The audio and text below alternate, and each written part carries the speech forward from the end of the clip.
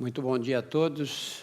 Queria agradecer a organização do curso, ao Esper em particular, por me convidar todos os anos para fazer parte da abertura dessa conferência.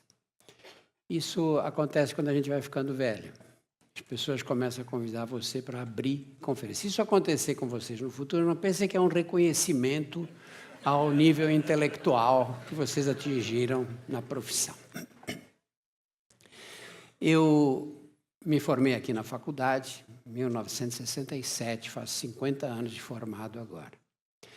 E realmente fui um dos primeiros residentes da medicina preventiva. O Euclides estava começando como assistente do professor Guilherme, que foi quem introduziu a medicina na Universidade de São Paulo, a medicina preventiva na Universidade de São Paulo. Então, até 1967, a Faculdade de Medicina não tinha a cadeira de medicina preventiva. A Faculdade de Medicina ensinava a tratar de gente doente. A prevenção não pertencia aos interesses médicos, ficava a cargo da Faculdade de Saúde Pública, não é, Euclides? Aí veio o professor Guilherme, trouxe o Euclides, eu fui um dos primeiros residentes, mas minha carreira nessa área foi um fracasso. Eu fiz o curso de Saúde Pública, depois tentei um emprego de sanitarista na Secretaria da Saúde, mas o salário pagava o aluguel do meu apartamento, não dava para pagar o condomínio. E aí não tinha como sobreviver e acabei pegando outros caminhos aí. E virei oncologista, depois de uma carreira curta como infectologista. Naquela época, o início dos anos 80, no final dos anos 70, a infectologia estava em descrédito no mundo, porque o princípio é que doenças virais a gente não sabia tratar, não tinha remédio. E se é para não tratar, qualquer médico serve. Aliás, não precisa nem de médico. As doenças infecciosas, resistência bacteriana era uma curiosidade da medicina. A maioria das infecções respondia bem aos antibióticos. Havia faculdades de medicina nos Estados Unidos que estavam fechando as cadeiras de infectologia. Esse era o panorama, até surgir a AIDS.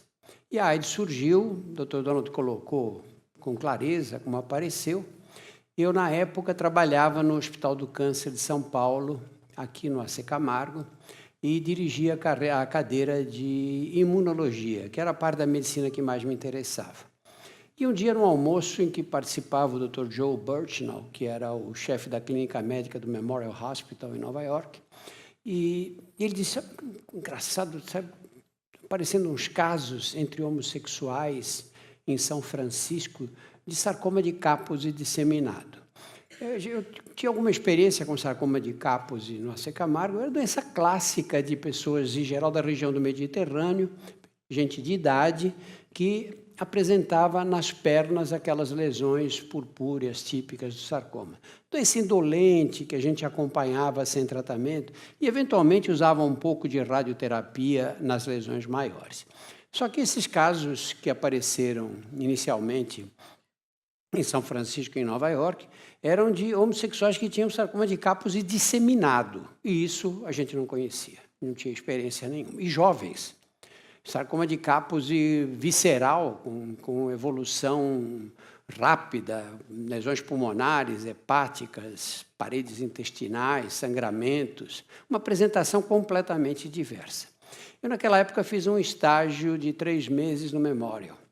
E havia um estudo feito pela Susan Crown, no Departamento de Imunologia do Memorial, com o uso de interferon em sarcoma de Kaposi. Tratamento horrível, os doentes passavam mal, febre alta, queda do estado geral, anorexia e tudo. E eu fiquei ali, porque Nova York, naquela época, era o epicentro da epidemia americana. E eu fiquei fascinado pela AIDS, porque tinha tudo que me interessava na medicina. Depressão imunológica, câncer, infecções de repetição. E comecei a estudar feito louco. Eu lembro que eu saía do hospital, ia para a biblioteca, que ficava do outro lado da First Avenue, e ficava até fechar a biblioteca lá. Todos os dias eu fazia isso. Comecei a estudar, ler tudo que eles publicavam, e eu achei que nós estávamos diante de um fenômeno novo na medicina, como não apenas uma doença viral, com características epidêmicas, etc., mas um novo evento do ponto de vista científico e que chamava a atenção do mundo inteiro. Quando eu voltei para o Brasil, aqui no Brasil, o que se dizia da AIDS, na AIDS era tratada como peste gay na imprensa. Isso eu estou falando de 1983. Aí, em 1984, se eu não me engano, eu vi uma palestra internacional do coordenador do Programa Mundial da Organização Mundial da Saúde, o Programa de AIDS da Organização Mundial da Saúde. E, no final, ele colocou um slide que me impressionou muito. É uma frase do Dante Alighieri, em que ele descrevia o inferno, ele dizia: o pior dos infernos está reservado àqueles que, nos momentos de crise, se calam. Eu fiquei com essa frase na cabeça. Eu falei, olha, eu estou acompanhando essa literatura, a gente sabe, amanhã vou encontrar um neto meu que vai dizer, escuta, vocês sabiam dessa história toda? Aí vocês não falavam nada para a sociedade? Vocês não alertaram a sociedade para aquilo que estava acontecendo? Eu fiquei com isso na cabeça e falei, vou escrever um artigo explicando o que é a doença, as formas de transmissão. A gente não sabia do vírus ainda, não sabia qual é. O HIV não tinha sido identificado ainda. Portanto, foi antes, no começo de 83, essa história. Escrevi um artigo grande que foi publicado no Estado de São Paulo, numa edição de domingo, tem uma página inteira, e com chamada na primeira página, etc. Ele fazia tudo o que se sabia a respeito da doença colocado em linguagem jornalística. Eu achei que a minha obrigação estava cumprida ali. Não é? A partir desse momento, as pessoas começaram a me perguntar, a me querer pedir de entrevista, querendo saber mais sobre a doença. E eu comecei a receber no Hospital do Câncer os primeiros doentes com sarcoma de Kaposi.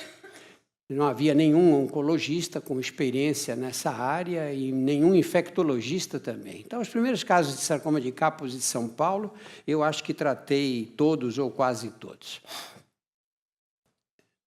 Em 1985, o jornalista Fernando Vieira de Mello, esse que tem o nome do túnel aí da Rebouças hoje, ele dirigia a Jovem Pan e era um homem absolutamente genial. A Jovem Pan, na época, era a rádio mais popular de São Paulo, a rádio que tinha os melhores noticiários.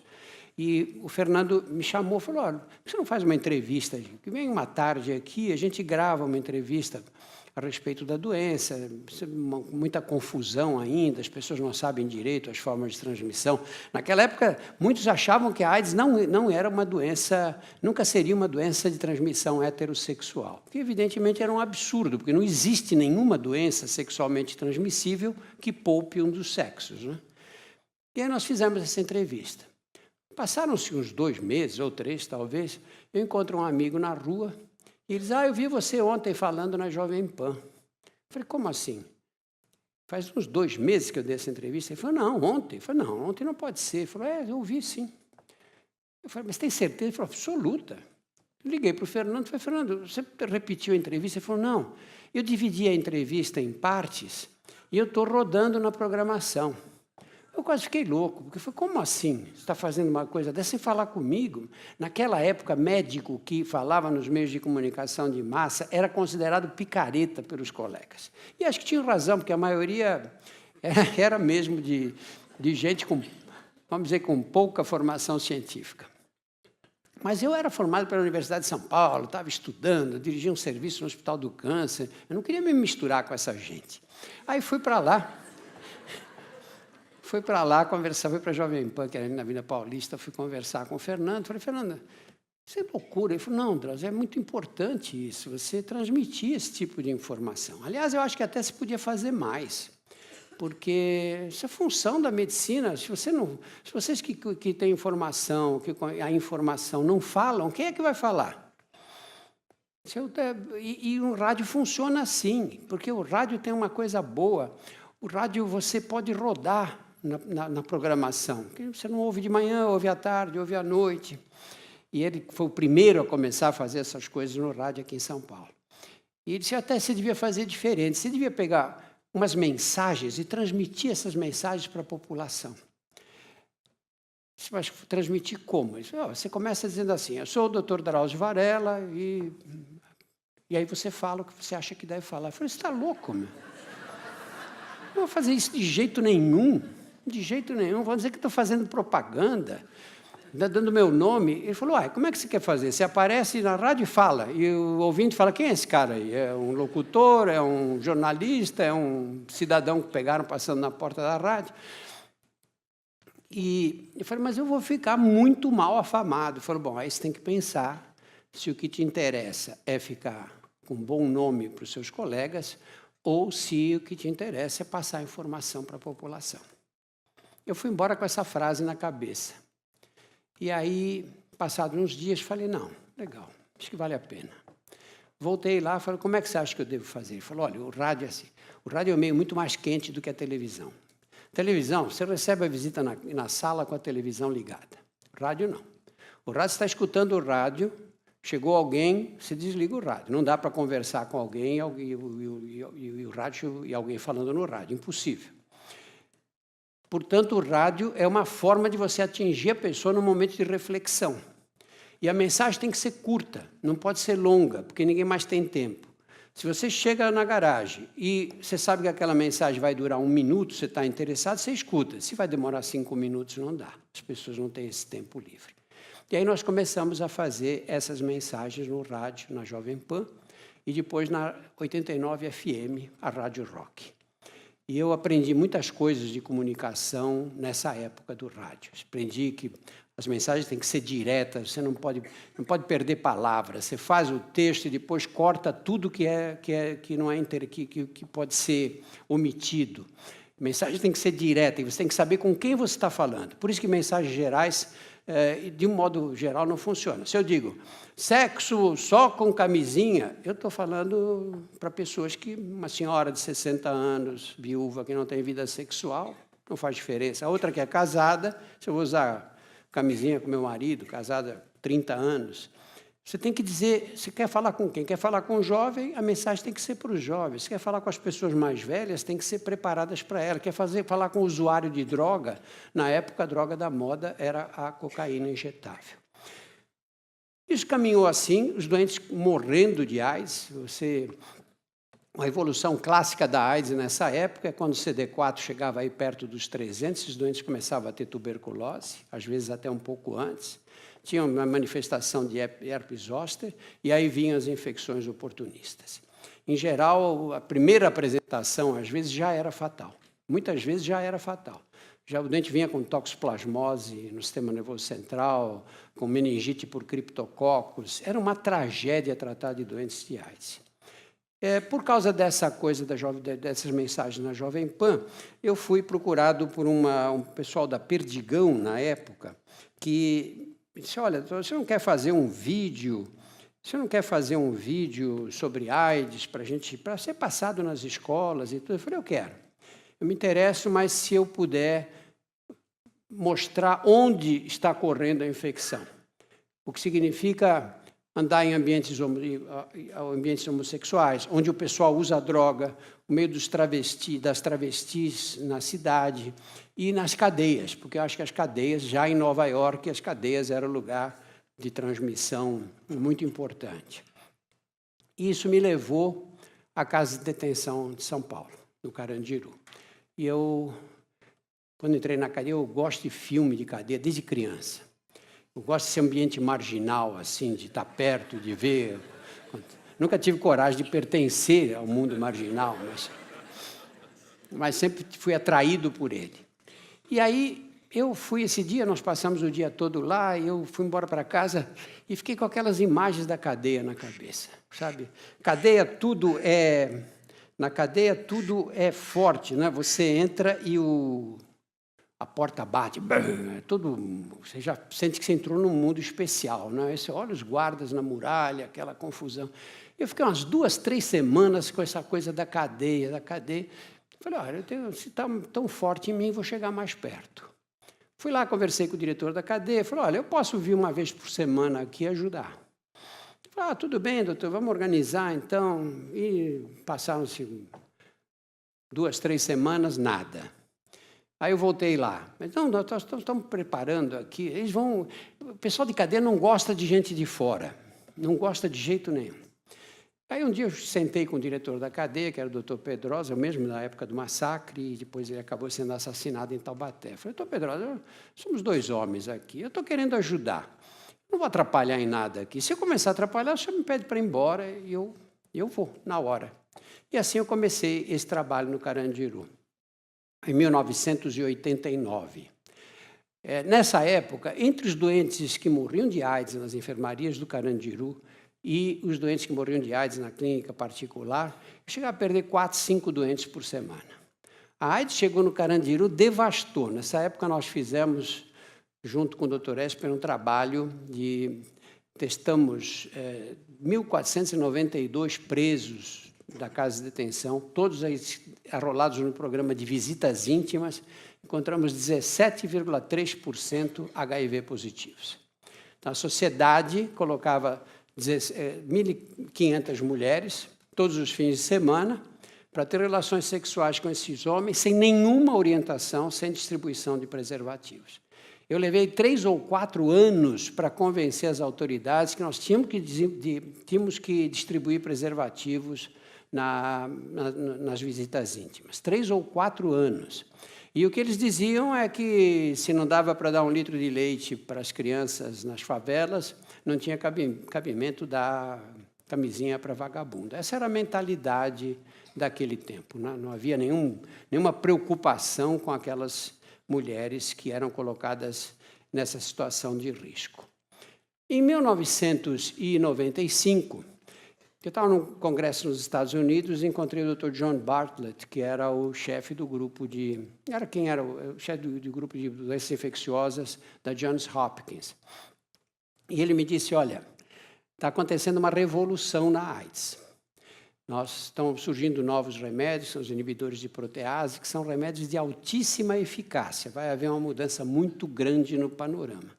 Nós vamos sair da fase da monoterapia com AZT, DDI, DDC, que eram as 3 drogas que existiam. Aliás, já existiu o D4T também.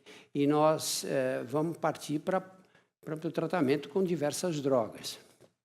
E, realmente, em dezembro de 95, essas drogas, a revolução aconteceu.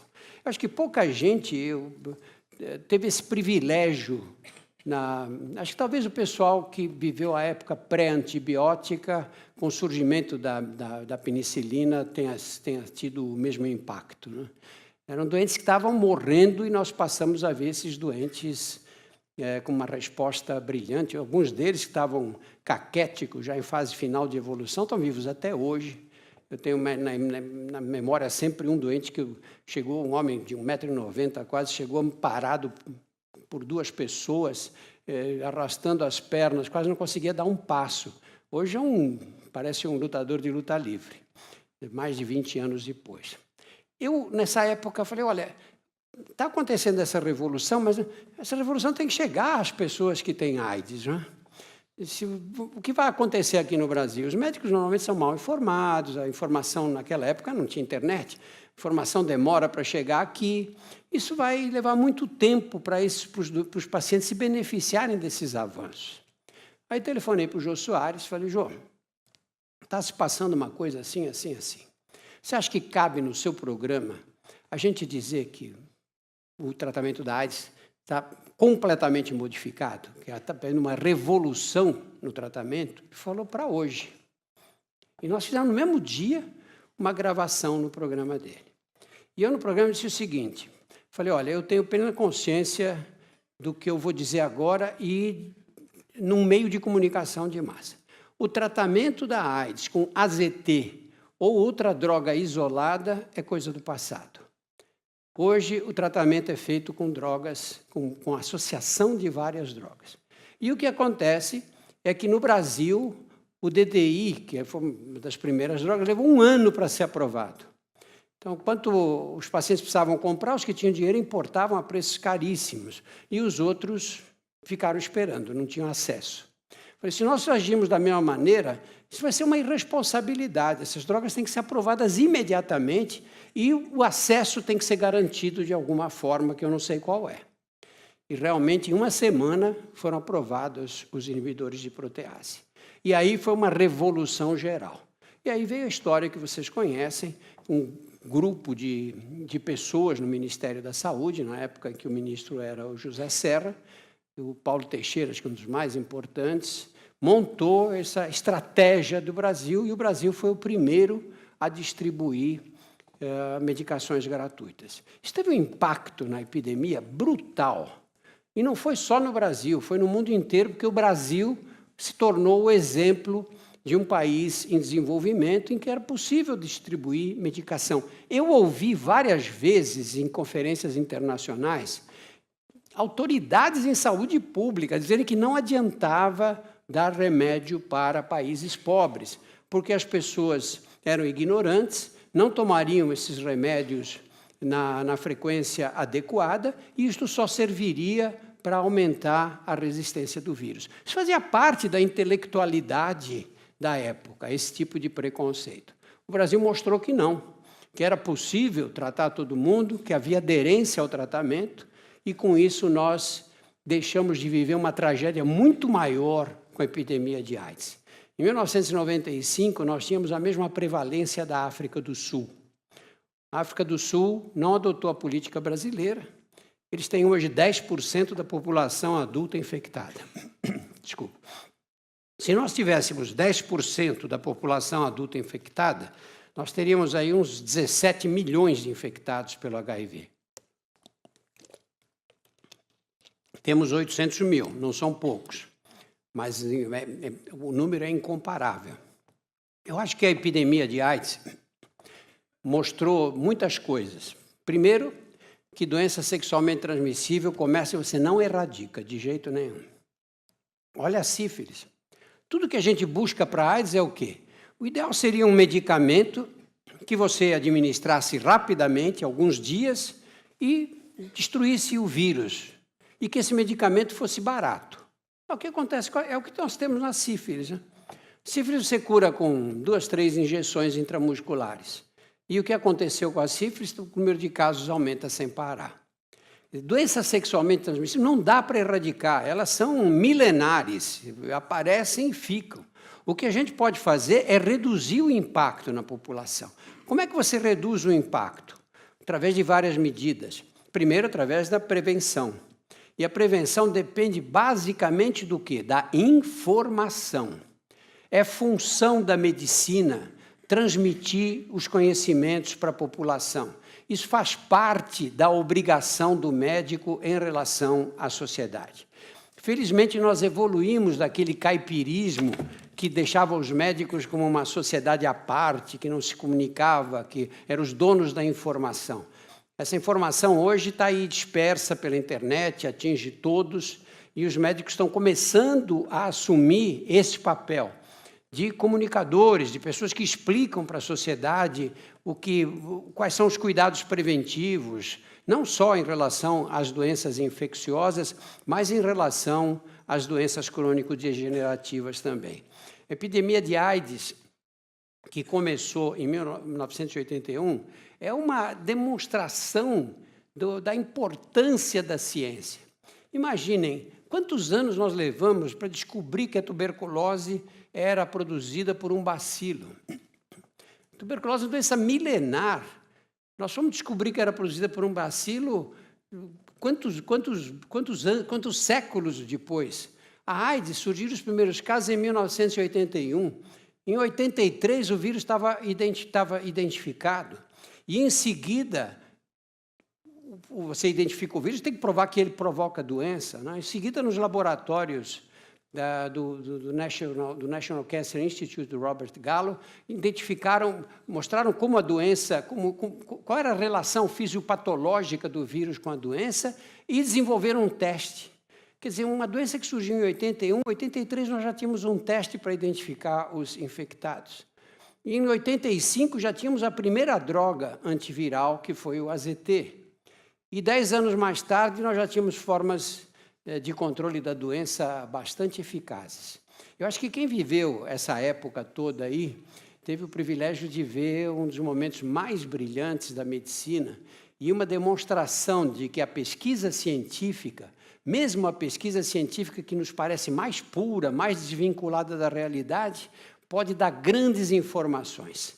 O vírus surgiu, o Dr. Donald disse, uma época de que havia um presidente errado no lugar errado em relação à epidemia de AIDS. Acho que hoje talvez tivesse sido pior, mas enfim.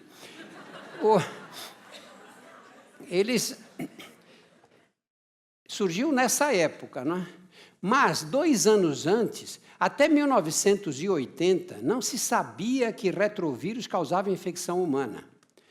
Foi a descrição do HTLV1 e o HTLV2 no laboratório do Robert Gallo, que foi mostrar que os vírus, porque havia muita dificuldade de conseguir cultura de linfócitos, os linfócitos morriam rapidamente. E foi essa demonstração da existência do HTLV1 e o HTLV2 que deu as armas necessárias para depois demonstrar que o HIV era realmente o causador da AIDS. Então, essa evolução científica que nós tivemos aqui, se a AIDS tivesse aparecido 20 anos antes, teria sido uma epidemia muito pior, né? Essa evolução da ciência pegou exatamente aquele vírus no momento em que havia uma condição de identificá-lo, de desenvolver um teste e de começar a pesquisa por medicamentos. Muito obrigado.